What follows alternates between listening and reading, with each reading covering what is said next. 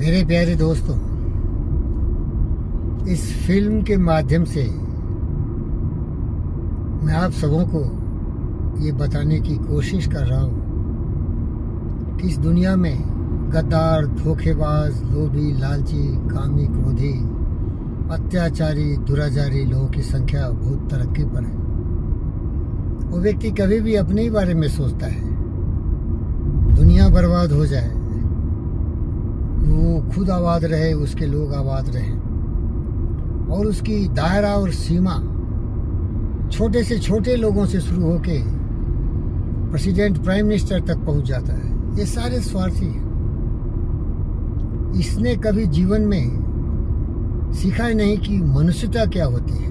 तो मैं सिखा देता हूँ। विचार लो कि मृत्यु हो, न मृत्यु से डरो, कभी मरो परंतु यो मरो की याद जो करे सभी। हुई नो स्मृति तो वृथा मरे वृथा जिए, मरा वही जो जिया न आपके लिए। यही पशु प्रवृत्ति है कि आप ही चले, वही मनुष्य है जो मनुष्य के लिए मरे। प्यारे दोस्तों, लेकिन जिन जंगली जानवरों जैसा व्यक्तित्व वाला, मनुष्य के वेश में दिखने वाला, आप इतिहास के पन्नों में पलट के देखो, विश्व ब्रह्मांड में ऐसे लोग अनेक मिल जाएंगे। अलेक्जेंडर दुनिया को तबाह करने की कोशिश की, पूरी दुनिया में खून की नदियां बहा दी। महाभारत की लड़ाई हुई स्वार्थ के लिए। दुर्योधन, दुशासन और उसके जितने भी सहकर्मी थे, खून की नदियां बहा दी। बहु बेटियों को नंगे करके दिखाया दरबारों में, और उनके जो सगे संबंधी थे पांडु, उनको उनका हक देने से इनकार कर दिया। सुई के नोक तक देने से इनकार कर दिया, और कृष्ण के अनुरोध पर, हाथ जोड़ने पर भी 5 गांव देने से भी मुकर गया। मेरे भाई, रावण को देखो, सीता का अपहरण किया, विभीषण को लात जूते मार के लंका में एक कैदी बना के रखा। अनेक ऐसे उदाहरण मिल जाएंगे आपको जहां की स्वार्थी मनुष्य पशु प्रवृत्ति से प्रेरित आपके जीवन में राहु केतु की तरह ग्रहण लगाएगा और आपको जीना दुश्वार कर देगा।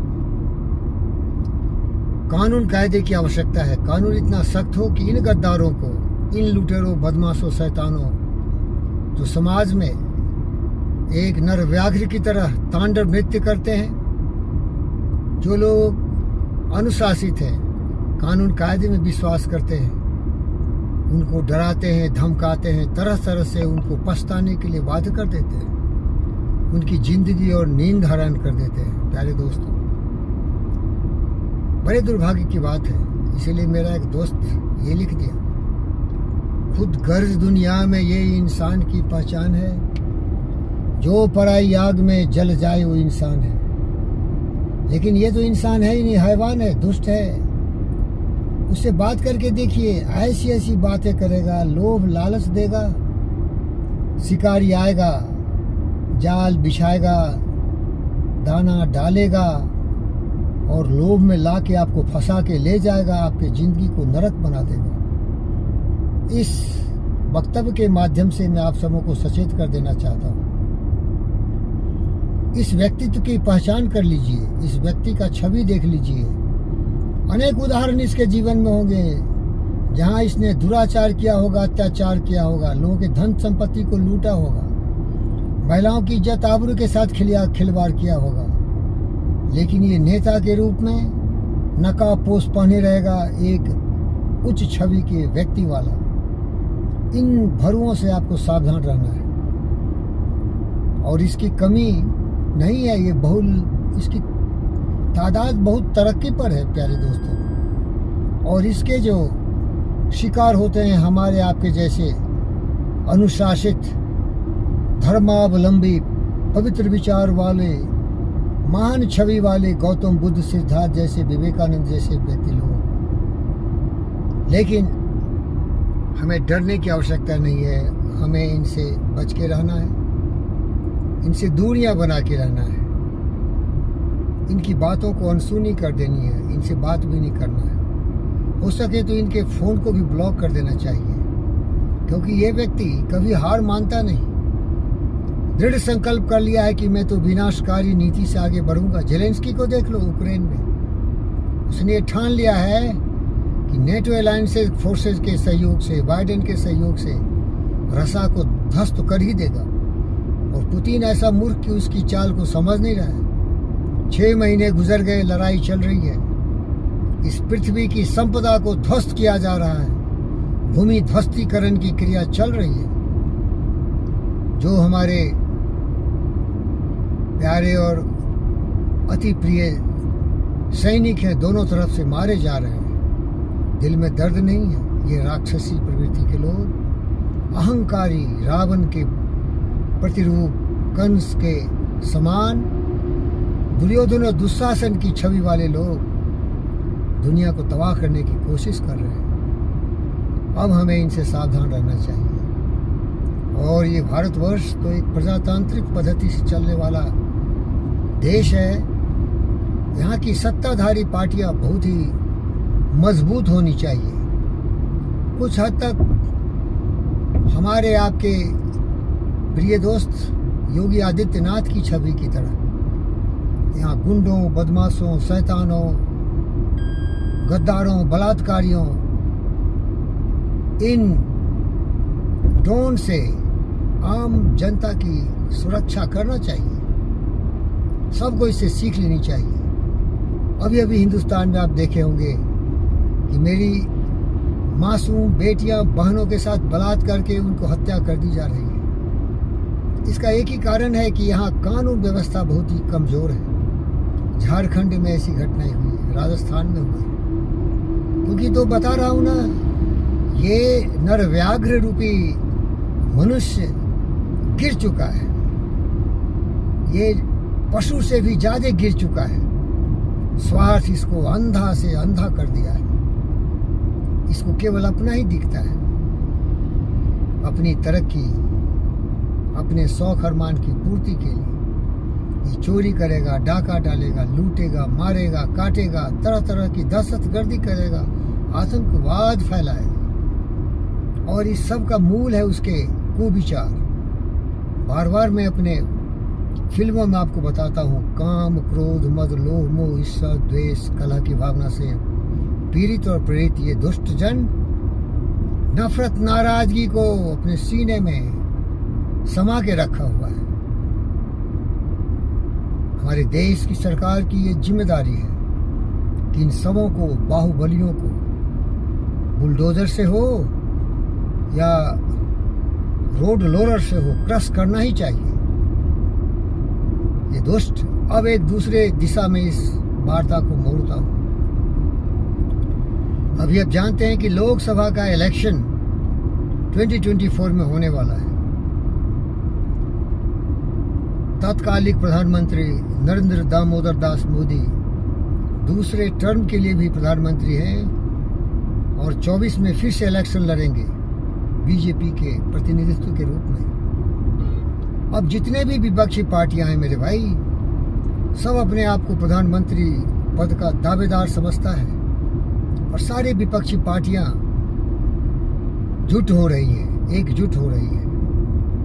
मैं आपसे ये बताना चाहता हूं कि प्रधानमंत्री पद के लिए तो ये सभी तैयार हैं। राहु केतु हो, राहुल गांधी का मतलब, या बिहारी बाबू हो, या बंगाली दीदी हो, या कट्टर दुष्ट प्रवृत्ति का सबसे भ्रष्ट हो, और जो जहां हो, सब तैयार है प्रधानमंत्री पद के पोस्ट के दावेदार बनने के लिए और उस कुर्सी पर बैठ के देश को झुकाने के लिए, बिकाने के लिए, लूटने के लिए तैयार है।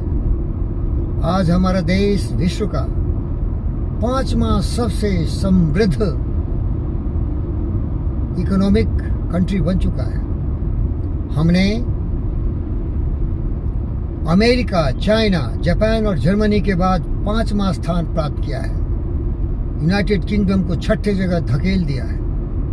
क्योंकि यहाँ के जो भी लोग हैं मोदी के संरक्षण में, वो देश की विकास की बात करते हैं। उनके नारा आप जानते हैं, सबका साथ, सबका विकास, सबका विश्वास, सबका प्रयास। इसमें इन लोगों को विश्वास नहीं है। इनको विश्वास है हम गद्दी पर कैसे बैठे। मैं इन लोगों से ये निवेदन करना चाहता हूँ, मैं किसी का पक्षपात नहीं करता, लेकिन जो दिखता है तो दिखता है ना भाई। आप लोग नीति पर बात क्यों नहीं करते हो कि मोदी ने ये सब कार्य कर दिए, अगर हम सत्ता में आएंगे तो हम इसे बहुत बेहतर करके दिखाएंगे, और अपना योजना प्रकट करो लोगों के बीच। लेकिन ये गद्दार रेबरी टेक्नोलॉजी लगा रहे हैं, फ्री बिजली, फ्री पानी, कुछ कुछ फ्री देके ये दरिद्र नागरिकों को खरीद लेते हैं, और वो बिकाऊ जनता 2 कौड़ी में बिक जाता है। शर्म करो देश के नागरिकों जो बिकते हैं, मान, मर्दान, सम्मान सब कुछ बेच के क्षणिक लाभ के लिए देश को बर्बाद करने वालों, बिकाऊ और खरीदने वालों, सबों को मेरी चुनौती है। देश का विकास होगा जब हम व्यवसाय बढ़ाएंगे, जब हमारे युवकों को, युवतियों को रोजगार का अवसर मिलेगा। ये हमारा सबसे बड़ा मुद्दा होनी चाहिए। और जो कुछ अनेक कठिनाइयां हैं उसको सुधारने के लिए क्या प्रोग्राम है तुम्हारा? हा, कुछ भी प्रोग्राम नहीं है। एक ही प्रोग्राम है, ये कुत्ते की तरह लड़ेंगे।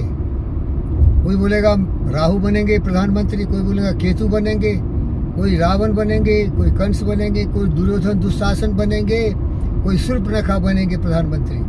होर ऐसी लगेगी कि आपस में ही लड़ भिड़ के मर जाएंगे, और फिर आ जाएगा सामने देश का शेर, जो देश की अर्थव्यवस्था को 5वीं स्थिति पर लाया है। 5 ट्रिलियन डॉलर्स की सीमा कोई भी आगे जाएगा। जियो, जो भी देश के देशभक्त हो, कोई भी प्रधानमंत्री बनो, कोई भी कुछ बन जाओ, लेकिन जनहित को कभी भी अपने नजर से दूर नहीं करना। जनहित, मानवता का कल्याण, यही तुम्हारे नस नस में होनी चाहिए, तुम्हारे दिल की हर धड़कनों में और सांसों में बसना चाहिए। मैं रहूं न रहूं ये देश रहे, मैं रहूं न रहूं हमारी देश की बेटी बेटों, भाइयों बहनों, हर लोग खुशहाल रहे। यहाँ न कोई भेद हो, न भाव हो, न कोई जाति हो, न धर्म हो, न मजहब हो। ये सारे देश एकता के सूत्र में बन जाए, और सबका प्रयास हो विकास का, समृद्धि का, सद्भावना के साथ आगे चलते हुए देश को विश्व का सबसे प्रथम राष्ट्र बनाने की भावनाओं से प्रेरित। और इस सिलसिले में मैं आपको ऋग्वेद के 191वें श्लोक को सुनाता हूँ, जिसमें यही कहा गया है, आओ हम सभी एक साथ मिलकर चले, एक वचन से भारत माता की सेवा में समर्पित हो जाएं। हमारे हर प्रयास, हर कदम देश के लिए उठे, ना स्वार्थ हो, न नफरत हो, न नाराजगी हो, न ईर्ष्या हो, न द्वेष हो। हम सभी एकजुट हो जाएं। तो इसको सुनिए संस्कृत में।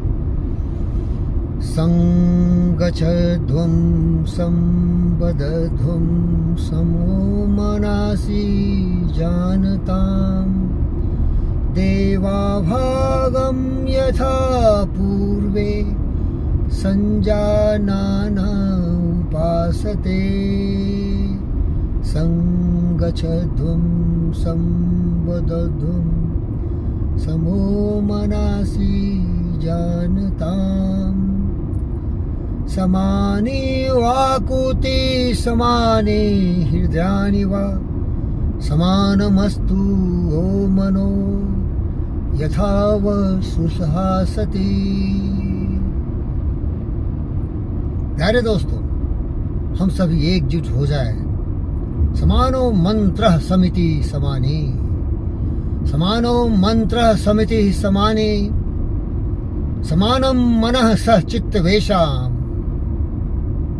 समानं मंत्रम् अभिमन्त्र्ये वह समानयनो हविषा जुहोमि। हमारे संस्कार ऐसे हो जहाँ हम परफेक्ट हार्मोनी की तरफ बढ़े, शांति की तरफ बढ़े, सद्भावना की तरफ बढ़े, और देश की सेवा में निस्वार्थ भाव से अपने सैनिकों की तरह हर क्षण, हर पल, हर धड़कन को समर्पित करें, अपनी धड़कनों को दूसरे के साथ बांटें। यही इस फकीर योगी वीरेंद्र योगी की मन दशा है, मन स्थिति है, भावना है, कल्पना है। इसी योजना से मैं आगे बढ़ता हूँ, और उन गद्दारों को मैं सावधान करना चाहता हूँ, वो देशद्रोहियों, ये लोभी लालचियों, अपने स्वार्थ की राजनीति बंद करो। जनता सब देख रही है, तुम्हें कभी भी स्वीकार नहीं करेगी। अगर कोई योगी आदित्यनाथ जैसा सम्मानित, देशभक्त, वीर शौर्य से संपन्न व्यक्ति होगा तो कानून के दायरे में तुम्हारा ठिकाना लगा देगा। आओ हिंदुस्तान के बेटी और बेटे, हम योगी आदित्यनाथ और नरेंद्र मोदी से भी बेहतर नागरिक बने। सुभाष बोस, भगत सिंह, चंद्रशेखर आजाद की छवि को अपने व्यक्तित्व में लाएं और नया राष्ट्र का निर्माण करें। धन्यवाद प्यारे दोस्तों।